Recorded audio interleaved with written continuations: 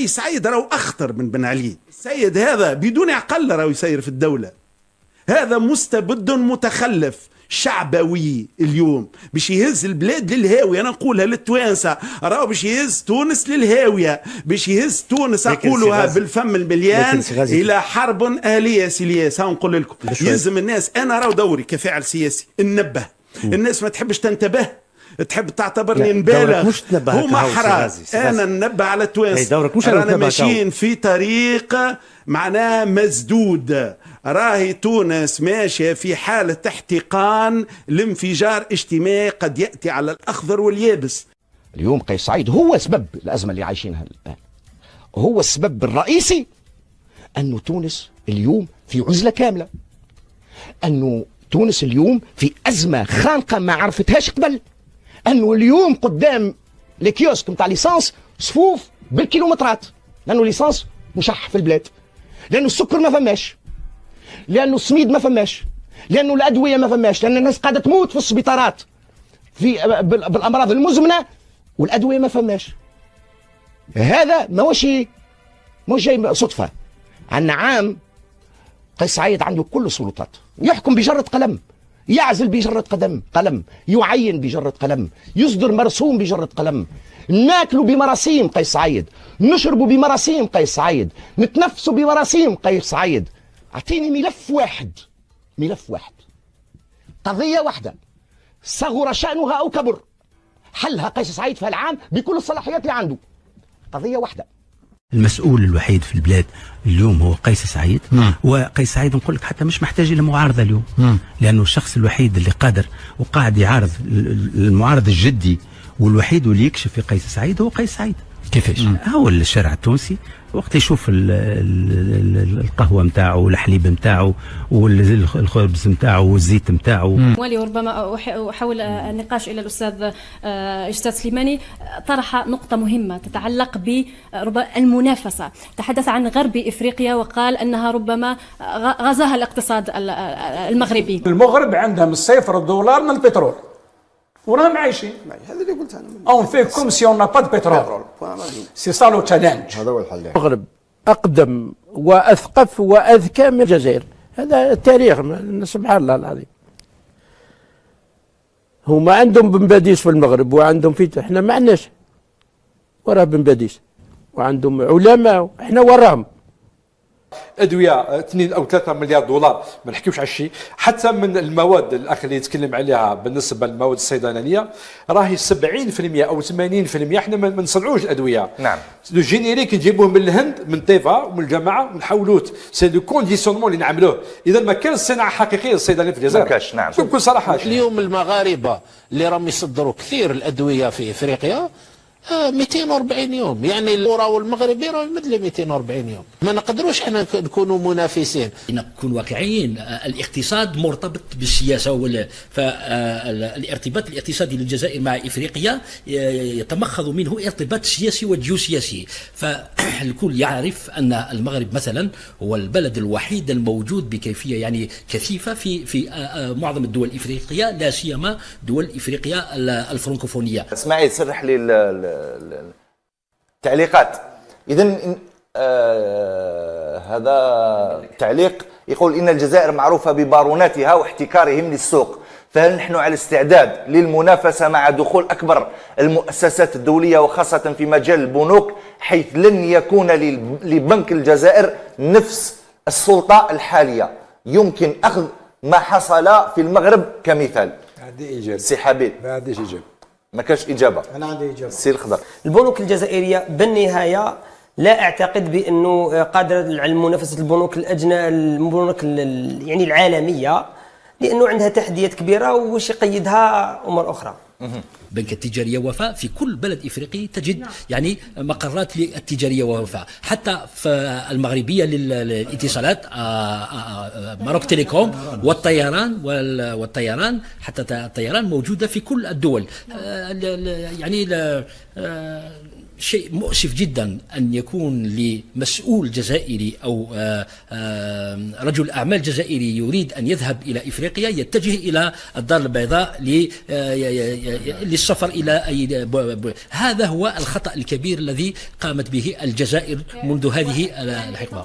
نامبورتيو بالشيء اللي يسالكم حنا البذور تاعنا اللي قاعدين نحطوها في الارض ما قاعداش تجيب. علاش ما يجيبش استاذ؟ علاش في فرنسا يجيب يا استاذ؟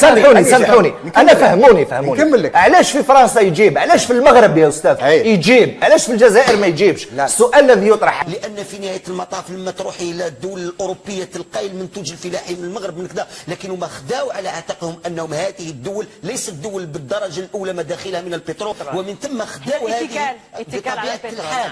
الصين مثلا، الصين أو المغرب أو إيطاليا أو فرنسا قبل أن تربط علاقات اقتصادية هي تربط علاقات ثقافية مع تلك البلدان.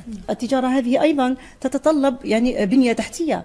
الجزائر لديها ضعف في منظومة النقل الجوي والبحري والتخزين والتبريد في هذا المجال، والبنكية أيضا في عفوا المغرب لديه يعني بنوك في إفريقيا ترافق المستثمرين المغاربة في إفريقيا وتحميهم يعني وتعطيهم سيولة، تعطيهم الأموال يعني ترافقهم. لاحظنا في مثلا تكلمت على مراكش كلها طاقة شمسية، يعني كل بيوتها كل مؤسساتها مزودة بطاقة شمسية. أين نحن من كل هذا؟ هي مشاريع كما ذكرت لك، هي مشاريع في إطار التنمية المستدامة، والمغرب على كل حال هو مشى في مشروع كبير في ورزازات. نعم.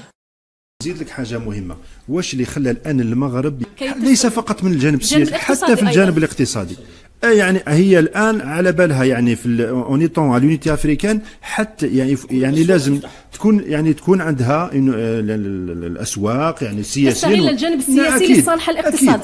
اكيد هذا احنا لازم نوظفوه. على بالك حجم الاموال الموجوده في السوق الموازيه، نسقسي الوزير والله ما على باله، ضخمه، لابد من مصالحه ماليه، المغرب ديرها كل 5 سنوات، على بالها بالقطاع الموازي كما تقول انت ورم هكذا يكبر انت واش دير؟ العفو شام خلاص دخلهم باش الناس تدخل في اوفيسيال.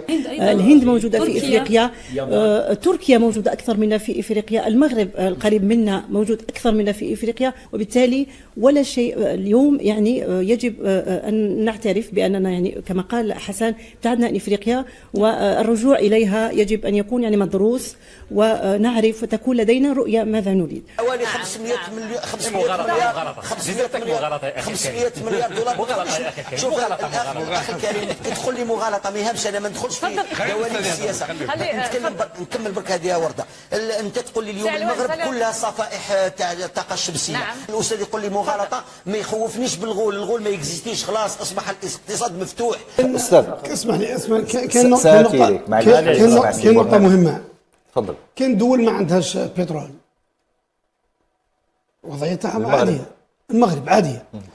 احنا حان الاوان لاعاده النظر. اذا هنا اذا كان نحبوا ننجحوا اقتصاد لابد من مكافحه الفساد، الوقايه منه ومكافحته. السوق الاوروبيه الان السوق الاوروبيه المواد الاوروبي ما عندناش اتفاقيه، اسمح لي، المغرب عندها اتفاقيه ما يسمى بالنص في ما عندناش احنا اتفاقيه خاصه من الاتحاد الاوروبي. احنا الاتفاقيه اللي برمنا مع الاتحاد الاوروبي مش في صالحنا لحد الان، لان المغرب عندها اتفاقيه فلاحيه مع الاتحاد الاوروبي. لازم اقتصاد قوي باش تكون دبلوماسيتك قويه. اذا كان الاقتصاد تاعها قوي تساعد في الامتداد تاعك في التوغل تاعك في افريقيا. الدبلوماسيه الاقتصاديه كان يتحدثون عنها بشكل ربما من اجل الاستثمار في افريقيا والدخول افريقيا ومجاراه مثلا الجاره المغرب وغيرها.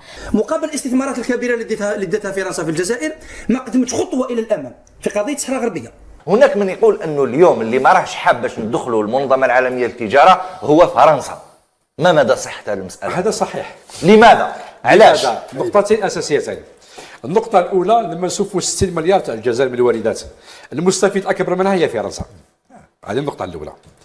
النقطة الثانية لأنه لما يتحرر السوق الوطني في الجزائر ممكن يعني بعد 3 سنوات 4 أو 5 سنوات، لأن الجزائري عنده الابتكار، عطيه الحرية برك.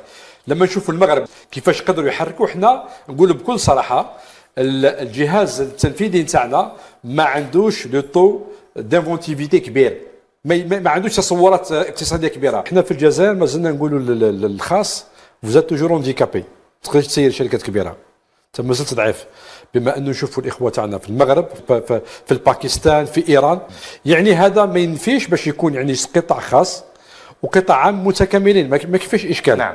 انا بالنسبه لي تدعيم الحليب والسكر وهذا انا داعم الاجور، اعطي الناس الاجور، ما دعمليش الحليب والسكر، اعطي الانسان يعود يدي 50,000 دينار كحد ادنى باش يقدر، لازم يدي الروتيتي هذا ما يديش 18% وتقول له ندعم لك الحليب، وهذا يعيش غير بالحليب، الحليب والخبز، يحب ياكل اللحم، يحب ياكل الدجاج، يحب يحوس، يحب دعم الاجور. تكلم حسن على ما يعني المغرب واش عنده، يعني لابد على الوكاله الوطنيه، لابد على الاير الجيري يعني البنوك، يعني لازم تخرج من هذا القوقعه تاعها، ولازم تكون يعني اغريسيف حتى تثبت وجودها. اللي خلى مثلا نتكلموا صراحه، اللي خلى المغرب القطاع البنكي في المغرب قطاع يعني متقدم جدا. القطاع يعني حقيقه لازم تكون ايضا حتى البروسيس ديسيزيون عندهم يعني رابيد، هما القرارات تأخذ يعني بسرعه بدون بيروقراطيه. نعم. الان احنا اذا حبينا حقيقه عندنا رغبه وعندنا يعني رغبه سياسيه في الذهاب الى افريقيا، لازم يعني موبيليزي لي مويان، ونبداو كما قلت يعني نعم بالاصلاحات، وفيما يخص ايضا نبداو كما قلت بالبلدان المجاوره. نعم. تبارك الله عليهم يا سيدي. باش نقارنوا الجزائر نقارنوها المغرب، لازم نعرفوا وشو الفرق ما بين بنية الاقتصاد الجزائري والمغرب. صح. ربما الاستاذ يشارك في الراي. دولة سياحية، تصدر السياحة، نعم، تبيع المنتوج السياحي، وبالتالي بما اننا قلنا بان عملة البلد هي خاضعة لقانون العرض والطلب. اذا كان العملة هذيك مطلوبة بكثرة فهي ترتفع، واذا كانت غير مطلوبة فهي السياحة، مدخلات السياحة ما تطلبش بعض التكاليف كبيرة أكثر كما البترول. عندك. السلام عليكم ورحمة الله وبركاته، أهلا وسهلا بكم. طبعا زي ما انتم عارفين إن المغرب دايما بيحاول إنه يرفع اسم الوطن عن طريق المشاركة في نهائيات عالمية، وطبعا كأس العالم للحلويات ده وكأس العالم للطهاة ده المغرب دايما متفوق فيه جدا جدا جدا. والمسابقة دي بتقام في إطار المعرض الدولي للمطاعم والفندقة والأغذية. طبعا معروف ان هو بيقام المسابقة دي في مدينة ليونس الفرنسية، والمنظمين والمشاركين في هذه المسابقة الكبيرة جدا العالمية في اختبارات قارية في البطولة الرسمية للطهاة الأفارقة. وقيمت البطولة دي يوم 12 سبتمبر 2024، كانت في مراكش تحت رعاية الملك محمد السادس. وأثبتت الفرق المغربية تميزها وابتكارها كبير جدا جدا في هذا المجال، ومجال الطبخ. وطبعا احنا عارفين ان في 3 بلدان افارقه من قاره افريقيا في الاختبارات دي، بتنظمها مجموعه رحال ايفيتس في مراكش، ودايما بتعمل على ترويج لفن الطبخ المغربي في جميع انحاء العالم من خلال دعم الفرق الوطنيه المشاركه في المسابقات الدوليه. وقلنا قبل كده بان البطوله العالميه دي كان موجود عضو لجنه التحكيم اللي هو كمال رحال السلامي، رئيس الفرق المغربيه وسفير كاس العالم للحلويات. بيدخل الفريق المغربي المنافسه منذ اليوم الاول في البوكس الثالث، وده كان انجاز كبير جدا جدا للمغرب. والمسابقه دي مسابقه يا جماعه عالميه، المسابقه دي بتاع فن الطبخ بوكس دور. المسابقه دي دايما بيشارك فيها المغرب، ودايما بيحقق فيها انجازات كبيره جدا جدا، وهي قمه عالميه في فن الطهي كل عامين. وكان امهر الطهاة في العالم من جميع انحاء العالم. المنافسه دي بتضم ناس من كل الدول تقريبا، وقدرتهم على ابراز المنتجات الخاصه فيهم، وفي ابداعات فنيه كبيره جدا في المسابقه دي. لكن انا قلت لكم بان المغرب وتاهله واحتلاله المركز الاول، وكان بعده في المركز الثاني طاهي اخر. لكن في النهايه ان الطهاة المغاربه موهوبين جدا جدا في جميع انحاء افريقيا ومعروفين للعالم كله. نهائي كأس العالم للحلويات هيمثل الفريق المغربي كل من واحد اسمه رشيد وكاس عضوا في لجنة التحكيم، وعمر الديب في موضوع السكر، ومحمد اليزيدي في مجال الشوكولاتة، ومحمد العمراوي في الكعك المثلج.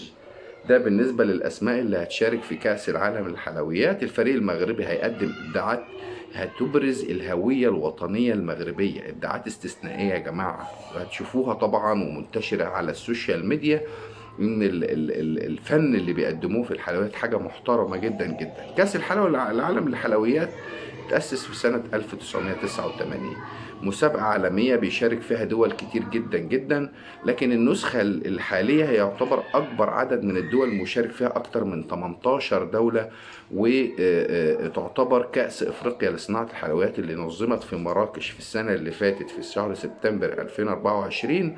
كانت المغرب متمكنة في هذه البطولة بطريقة كبيرة جدا، وكانت المرحلة دي فرق المغرب ومصر وجزر موريشيوس هم اللي تمكنوا من يوصلوا للأدوار النهائية في هذه البطولة. بالنسبة لكأس العالم للطهاة هيشارك المنتخب المغربي مع ممثل فيه محمد فاضل الوهابي ولحسن الزاوي ولحسن إدوارد في المنافسة اللي هتكون يوم في نهاية شهر يناير اللي احنا فيه حاليا. وده اللي بيبين لك على قدرة كبيرة جدا للمغرب وتميز كبير جدا جدا في المسابقات العالمية بجميع أنواعها. وكل عامين بتقام كأس العالم للحلويات، والمسابقة دي فيها 12 فريق من 5 قارات، كل فريق من طهاه، وحفلات محترفين، وبيتم اختيارهم بعد طبعا اختيارات قارية بتبقى قوية جدا جدا عشان طبعا يتم اختيار الفائز في هذه البطولة. معرض سيرة ده معرض مشهور جدا بيقام كل عامين في ليون الفرنسية، وحدث رئيسي لقطاع المطاعم والفندقة والأغذية. وطبعا زي ما احنا عارفين خلال الدورة السابقة كان جمع المعرض حوالي 210,000 شخص متخصص من 152 دولة و4700 عارض وعلامة تجارية موزعين على مساحة 140,000 متر مربع. ده كان بالنسبة للمسابقة اللي فاتت. فأنا بقول لكم إن الإشعاع الثقافي والسياحي بالنسبة للمغرب مكتسح في المسابقات الرقمية، وطبعا المغرب متطور جدا جدا في هذا المجال، ونتمنى للشعب المغربي دايما التوفيق في كل المجالات اللي بيشارك فيها أو في كل المسابقات اللي بيشارك فيها، سواء كان بقى طبخ أو غير الطبخ. لكن المغرب دايما بيثبت يوم بعد يوم إنه الأفضل في العالم.